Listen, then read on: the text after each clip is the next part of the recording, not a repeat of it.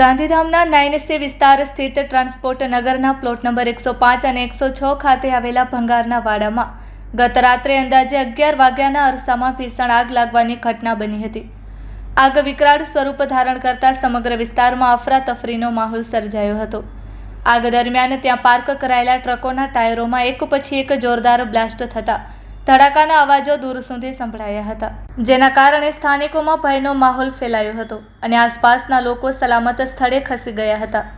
આગની ચપેટમાં અંદાજે 8 થી 10 ટ્રકો આવી જતા તે બળીને ખાખ થઈ ગઈ હોવાનું જાણવા મળ્યું છે। ઘટનાની જાણ થતાં ગાંધીધામ મહાનગરપાલિકા, ડીપીટી, ટિમ્બર તથા વેલસ્પન સહિતના ફાયર વિભાગોના ફાયર ટેન્ડરો તાત્કાલિક ઘટના સ્થળે પહોંચી ગયા હતા। ફાયર બ્રિગેડની ટીમોએ સવારના 5 વાગ્યા સુધી સતત પાણીનો મારો ચલાવી આગ પર કાબૂ મેળવવાના પ્રયાસો હાથ ધર્યા હતા। ઘટનાની ગંભીરતાને ધ્યાનમાં રાખી ગાંધીધામ મહાનગરપાલિકાના ડેપ્યુટી કમિશનર, ગાંધીધામ મામલતદાર, મનપાના કોર્પોરેટરો સહિત વિવિધ વિભાગોના અધિકારીઓ પણ ઘટના સ્થળે દોડી આવ્યા હતા અને પરિસ્થિતિની સમીક્ષા કરી હતી। આ આગની ઘટનામાં ભારે આર્થિક નુકસાન થયાની આશંકા વ્યક્ત કરવામાં આવી રહી છે।